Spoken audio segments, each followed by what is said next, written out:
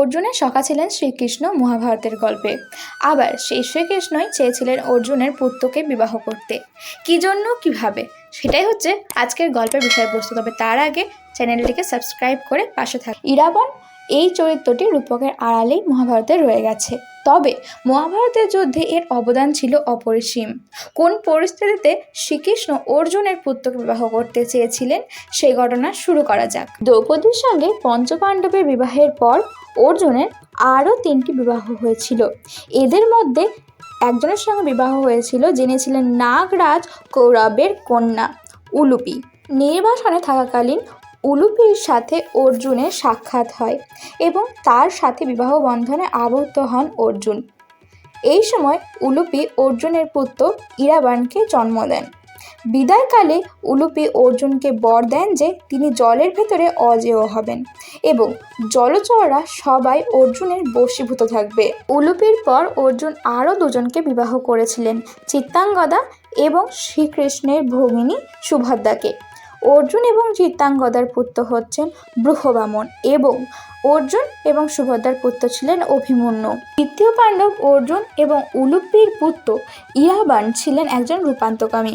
পিতার মতোই তিনি ছিলেন শস্ত্রবিদ্যায় পারদর্শী। পাণ্ডবদের হয়ে কুরুক্ষেত্রের যুদ্ধে যোগদান করেছিলেন এই ইরাবণ। নবম শতকের মহাভারতে তামিল অনুবাদে পাওয়া যায় পাল্লাপ্পাল্লি নামে এক প্রথার উল্লেখ। এই প্রথা অনুসারে যুদ্ধে কোনো বীর পুরুষ যদি দেবী কালীর সামনে নিজেকে বলি দেন তো যুদ্ধে সেই পক্ষের জয় অসম্ভাবী। কুরুক্ষেত্রের যুদ্ধে পাণ্ডবদের জয় সুনিশ্চিত করতে নিজেকে উৎসর্গ করার সিদ্ধান্ত নেন ইরাবণ। রূপান্তরকারী ইরাবণ শ্রীকৃষ্ণের কাছে 3টি বর লাভ করেন। একটি হলো যুদ্ধে বীরের মতন তিনি মৃত্যু লাভ করতে পারবেন।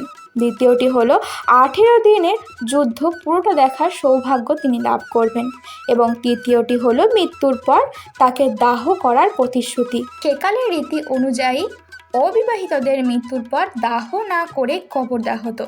কুরুক্ষেত্রের যুদ্ধের সময় ইরাবণ ছিলেন অবিবাহিত, তাই আগেভাগে নিজের মরদেহ দাহের প্রতিশ্রুতি আদায় করেছিলেন ইরাবণ।